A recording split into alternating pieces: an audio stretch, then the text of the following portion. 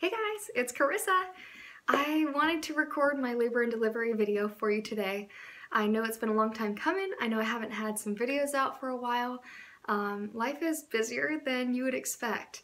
I own two at-home businesses and I am taking care of Lacey. There's just a lot going on, so I don't always have time to make videos. This one in particular though, I have really been trying to figure out how I feel about this, and my feelings have changed over the last 7 months. Lacey's now 7 months old. What? Where'd the time go? But I've been trying to figure out how I feel about this, and I was furious in the beginning. I was really upset after that, and I just got more and more mad the more I found out about it, because when you're in so much pain, you're kind of in a daze, and you're really trying to just focus on how you're feeling and getting your mind together and just what's going on with your body, because you've never felt that type of pain before. So I was really focused on that, and then all of a sudden it's like emergency status and things changed. So long story short, I had a C-section and I am not happy about it. I feel like I was forced into having a C-section, and that the combination of drugs that I took really caused me to have a C-section. And I just really didn't want a C-section. I didn't want that to happen to my body. That's like a traumatic thing to happen to your body. I wanted to give birth naturally, no epidural, no pain meds, nothing like that. Things just did not go at all as planned, and I'm really upset about it. So the more time goes by, the better I kind of feel about it, because I see Lacey and I understand that things happen for a reason, and I, above everything, cared about Lacey having a safe delivery, regardless of what happened to me. So ultimately, Lacey was delivered safely, and she's okay, and I'm okay now, but I still have harsh feelings about it. So Lacey was born on Halloween 2015. I was due on October 20th, so she was 11 days late, which is nuts. I went in on the 28th after I was having a lot of contractions, and ended up sending me home. I was still at like a 0, but I don't understand why I was having contractions. And then the 29th, I went in again the second time, and I was still not dilating at all, even though my contractions were 5 to 7 minutes apart. You know, it's your first baby. I didn't know what to expect. I just didn't want to, have my baby in the car. Now that I know that's almost impossible. But I didn't know what to expect, so we decided to go in anyways. We were sent home twice, but the third time we came in is when my water broke. And water broke in the morning, and oh my gosh, that is the weirdest feeling ever. It's like water just keeps gushing out. It's like you're peeing your pants over and over and over and over again. But I don't know how to explain that. It's just so weird. Just water keeps coming out, and you can't stop it. It's so strange. So my water broke, and that was on the 30th. And I was in labor for about 25 hours until we decided to go ahead with the C-section. So the problem was that I wasn't dilating. My body would not dilate. I don't understand what the hey. Well, I kind of understand. She was the wrong direction. She was sunny side up is what they call it. So she was not forcing, she wasn't coming down the birth canal the way that she should have been. She was the wrong direction, so that was causing problems. And I think if there was some type of preliminary ultrasound that's done when you check into the hospital, it could prevent a lot of problems, but that is just not protocol, I guess. So that's not what happened. We didn't end up having an ultrasound. They didn't know she was sunny side up, and I think that was one of the biggest reasons why I was not dilating like I should have been. So about 18 hours in to labor, things were, I was having a lot of contractions. They were getting heavier, heavier, stronger, stronger, closer together. I thought things were going really well, and every time you have your cervix checked, because it introduces bacteria to your cervix, and the baby, now that your water is broken, they try to check your cervix as, infrequently as possible. So we had them check my cervix at about 18 hours, and I was at a 2. And I was like, what? 18 hours in, and I'm dilated to a 2? What? so we looked at the drug options because obviously my body wasn't doing it by itself. I realized that. We decided to make an educated decision and go with a dose of Cytotec orally. And then a couple hours passed after that, 4 hours. So we were at 22 hours at that point, and they rechecked the cervix. I assumed since, you know, contractions were getting closer, stronger, more painful, like, it was insanity. I now have a new pain tolerance after that. Oh my gosh, I was not prepared for that.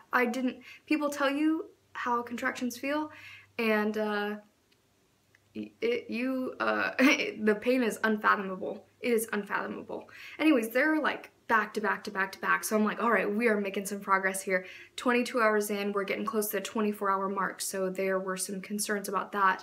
And if you guys don't know what the 24-hour mark is, it's usually if people have not had their baby within a 24-hour time period because of possible infection, and you know, the sac being, oh geez, I'm sorry, I'm at a loss for words at the moment, it's a bacterial and infection risk, and it puts risk on the baby. And usually at 24 hours, if you haven't had the baby, after 24 hours, if your water breaking to begin with, then you're kind of forced into having a C-section.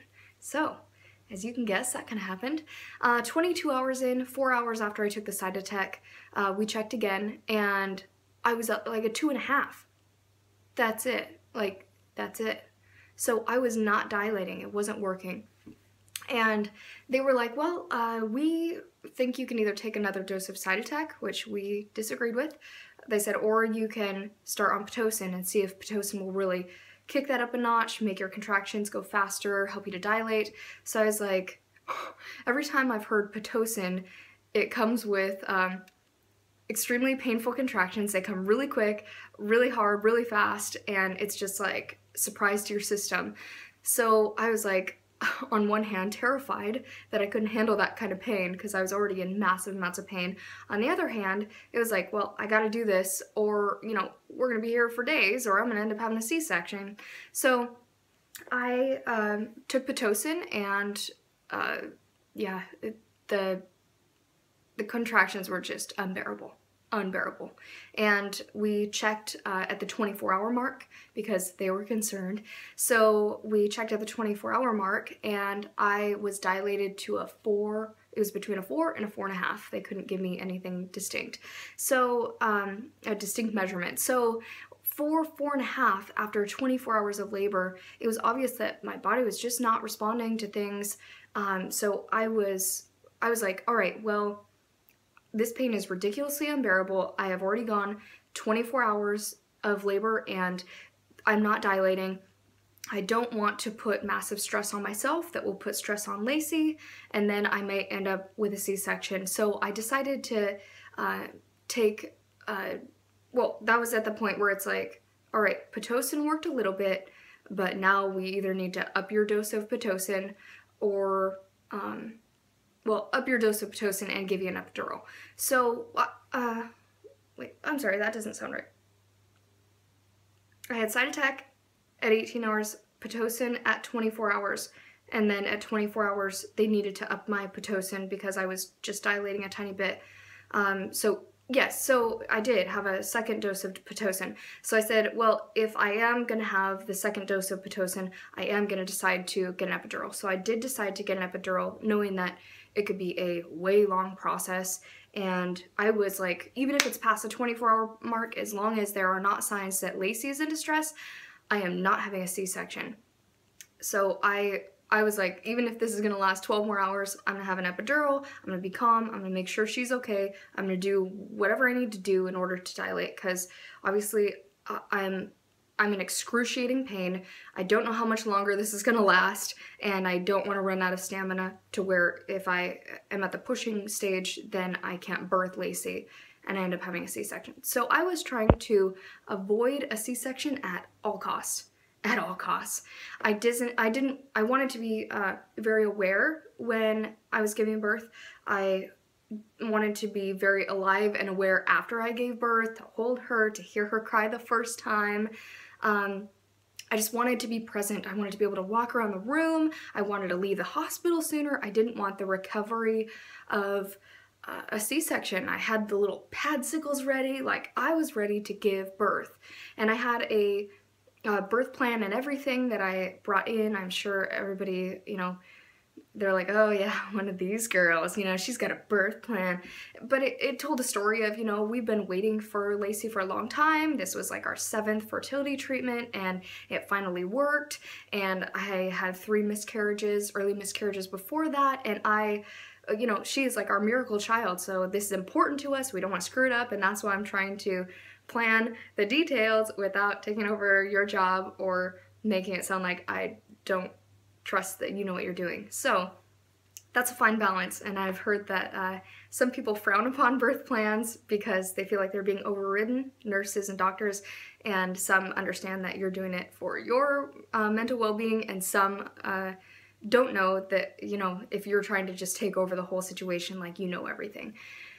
So I can see why that's kind of controversial. But we did have a birth plan just to make sure that they kind of understood where we were at, and that this wasn't just an accident. Well, not like that's less meaningful as an accident, but we just wanted them to know our story, what happened, how long it took to get pregnant, that this was really important, and that I have an exact plan, and I am educated on what I'm not taking and what I am taking, and under what circumstances that we would be having a C-section. So in about 24 hours, my doctor was not there. I had another doctor, and obviously you talk to your own doctor as much as possible about, I want things to go this way. If this doesn't happen, then I want this to happen. If this doesn't happen, then I want this to happen. So you make a, you know, solid plan with your doctor. You get an agreement saying, I won't be pushing you into a C-section. I understand that is your very, very, very last want, and that's like worst case scenario. So you make an agreement with somebody, and then you end up doing something really important, like having a baby,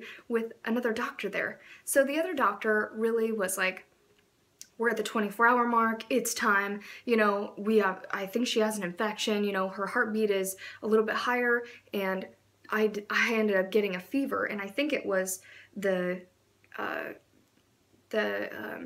combination of Cytotec, pitocin, both doses of pitocin, and my epidural that were causing my body heat to rise and for me to have a fever. So I didn't think that it was, and my husband didn't think that it was infection related either. But Lacey's heart rate went to like 181, 182, and that is dangerous. So I did everything I possibly could. I was like, we're not just jumping to a C-section. She walked in the room, she's like, it's time. And I was like, that is our decision, and you can leave for a bit. We're gonna talk about it.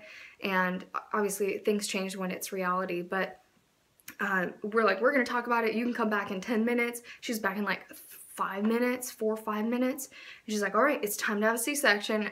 I just felt like it was shoved down my throat. So regardless, I was like, no, we're gonna take an hour or 2 hours, something. I'm gonna try to lower her heart rate. I'll listen to some soft music. You know, my epidural is kicking in, my pain is going away, I'm calming down.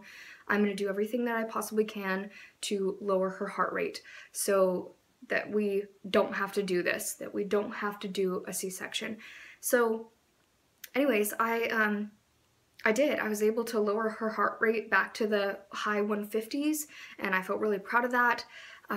But my fever was really spiking, and her heart rate was going up, down to like the not early 60s, but like the, you know, the lower 160s, higher 150s, which is still, you know, not a very safe range. So she was showing signs of distress, and they were afraid of a bacterial issue with me. Anyways, I just feel like I was really forced into it. I feel like I was forced into it. And then my doctor got there right at time. That was his shift around 8 a.m. And he's like, I agree with the other doctor, we should. And I was like, what the flip? We already talked about this 100 times. Like, you're supposed to be on my side. Anyways, so epidural was already there. I was already like not feeling all the pain anymore. But I understood that there was distress, and they were like, it is past the time. They were both being really pushy about it. My husband and I did everything to push back and be like, hey, you know, we're not doing that. But Lacey's heart rate just kept going up and my temperature just kept going up. So we understood that there was some risk. We didn't want harm on Lacey, and I was going to take the hit for that to make sure that she was okay. So ultimately it turned into not an emergency situation where it's like, you know, we gotta go now. But I had like, what, 20 minutes to prepare. So I'm like crying my eyes out, and I was like, this is not what I want. This is not what I want. But we decided, we signed the paperwork. We're like, all right, I'll get over it. We gotta do what's best for Lacey. So get into the operating room, and I'm like, shit, man, I can't believe this is happening. I don't want this. I didn't want this. But I just decided to go with it. I prayed about it, and I was like, you know what? It is what it is. Lots of other people had C-sections. People don't have that big of a deal. It's not that bad. You know, tons of people, my sister, a lot of my friends, they had C-sections too. They're just fine. You know, life goes on. So I, you know, went in for the C-section, and it was like 8 o'clock, something like that, 8:01, 8:02. And they tried to numb me. They gave me the highest epidural, and I was like, you know, they did the test pricks, and I was like, I can still feel that. And you know, I was like, well, what else can we do? And they're like, you're at the highest. That's the most we can do. Either that or put you under. So I was like, what is like option 3? Because I only heard 2 options there. And they're like, well, we can do a topical and, you know, see if you get numb that way. So I was like, all right, do a topical, something. So they did a topical, and I could still feel it. Like, I was like, what is going on here? Yeah, I could still feel what they were doing. So he's like, all right, well, we need to operate here. So like, I think like 12 or so minutes had passed, and he's like, you should definitely not be feeling anything right now. So if you're feeling anything, you're, number 1, gonna get operated on, and you may feel quite a bit, or we need to put you under. And it was so important to me. I think I watched too many like stillbirth videos, too many like stories about stillbirths, to where it's like you didn't get to hear that first cry, and I was just like so scared. Like, I just couldn't wait to hear her cry, to know that she was safe. And I wanted my husband and I to be there together to experience this moment, and I wanted to be there with him, because he was like, we weren't prepared for this. We weren't prepared for a C-section. It is pretty traumatic. It's scary, especially when it's like the last thing on your list. You're like, it is not happening to me. It happened to everybody else, but it's not happening to me.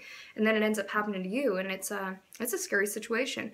So I wanted to be there with my husband. I wanted to hear her first cry. I wanted to, you know, do what everybody else, you know, you hear that, okay, now we're gonna do this, and they walk you through it, and then it's like, oh, she's beautiful. You know, I expected worst case scenario that would happen. I didn't expect that I wouldn't even be present for that.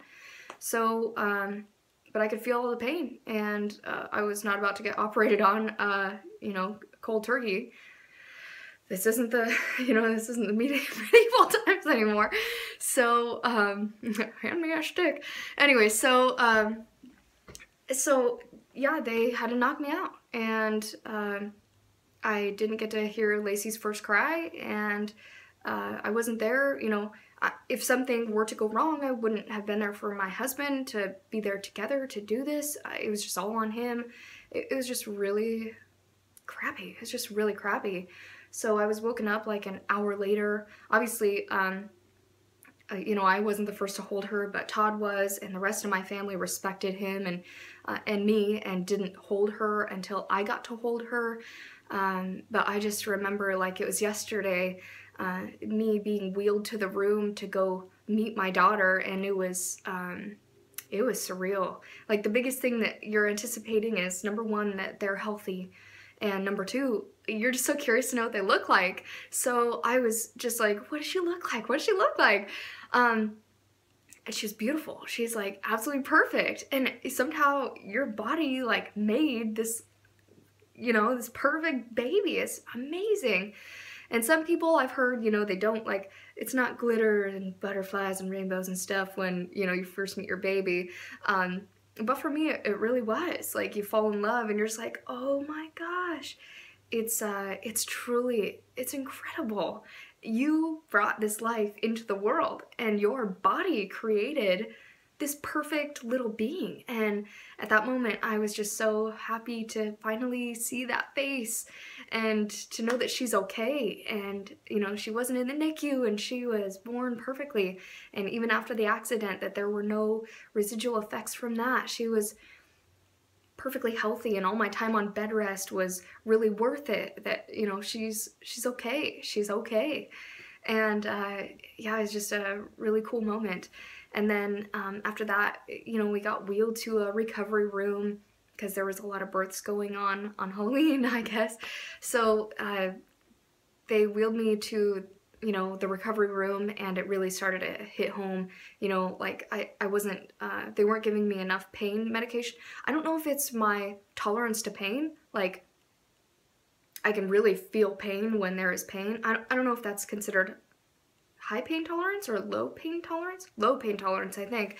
Anyways, I have I'm able to, how do I put that? I don't know how to put this. I'm able to take on a lot of pain, but obviously my body can feel a lot of pain when others, it's not the same. So they tried to, you know, manage my pain levels, and they just weren't. And they're like, we already gave you a dose. And I was like, I still feel like my guts are ripped out, you know, because they were. It just dawned on me. I was like, man, I just hate this. I don't want this. And, you know, people are coming to visit the baby, and I want to be a part of this experience, but I'm like falling asleep, and I got to nurse her, and I'm, you know, I didn't want that. Like, I didn't want that kind of a recovery. And, like, afterwards, like, they're like trying to force me to stand up. They're like, you need to stand up. And I'm like, I can feel everything. Like, I tried to stand up, and I just forced myself to. That was the most excruciating pain I have ever been in. That was worse than all the contractions. Like, the worst contraction that I had, that was worse. My guts were cut open and stitched back together, and I could feel like I was like sobbing in pain just trying to walk from the bed to the toilet. And I was like, I can't do this. I can feel everything. So once we got some pain under management, it was better. I walked the hallways. I was extremely swollen, like every limb, everything. It was so swollen.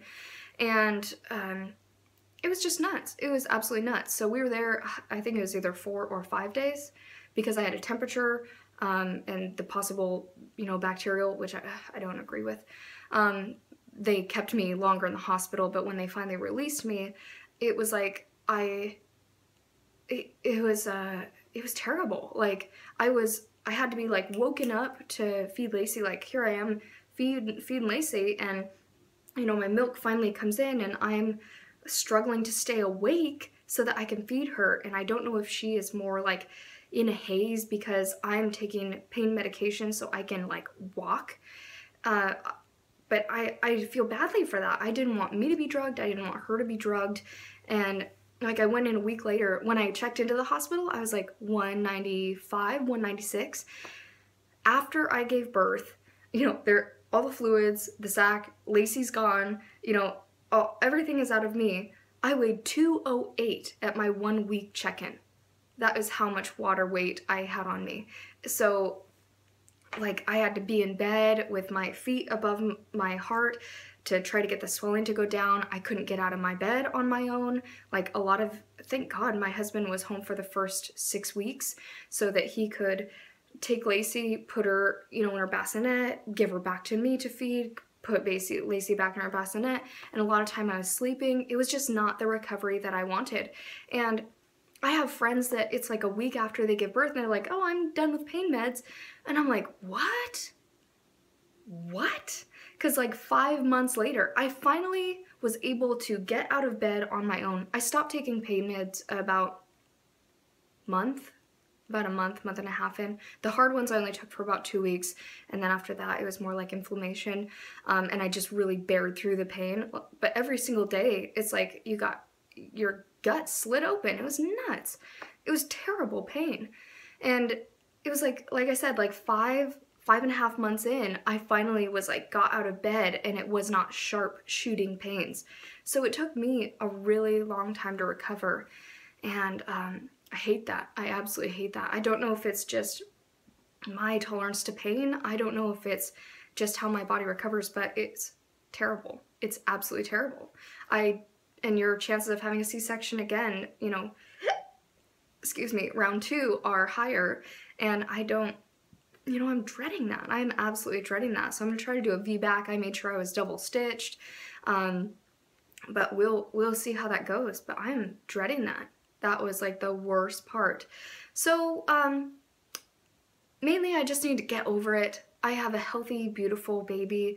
Things could have been much worse. My heart could have stopped, or Lacey's heart could have stopped. It could have been a huge emergency. It could have been not my decision.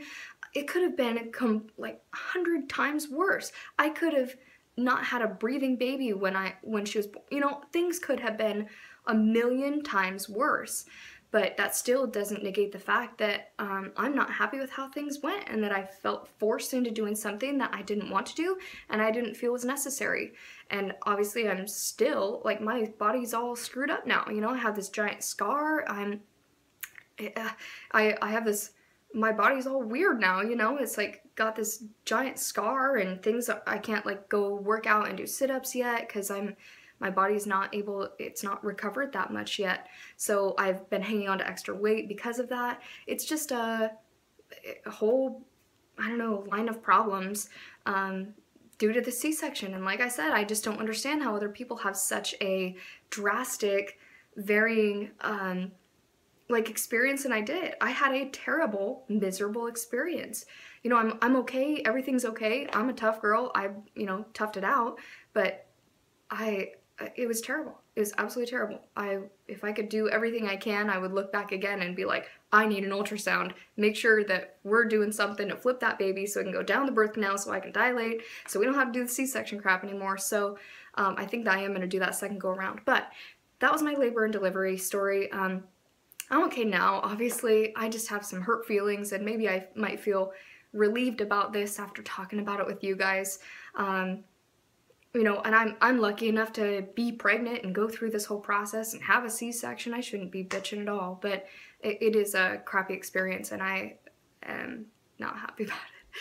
But I'll get over it, you know. I know that everything happens for a reason. Everything happens for a reason. This happened for a reason, and I just need to understand that. I need to trust that. That's part of my life. That's part of God's plan for me, and that's what happened. So that is my labor and delivery story. Thank you for watching my video. I know this is a long one. I hope everybody's doing well. I pray about everybody all the time. It's like everybody in the world, I hope, gets pregnant and has a healthy pregnancy, healthy baby, you know, amen. Like, I pray about you guys all the time. I hope everybody in my TTC YouTube land gets pregnant, you know. I pray about you guys all the time. I love you very much, and thank you so much for watching my video, and I'll be out with another video soon. Okay.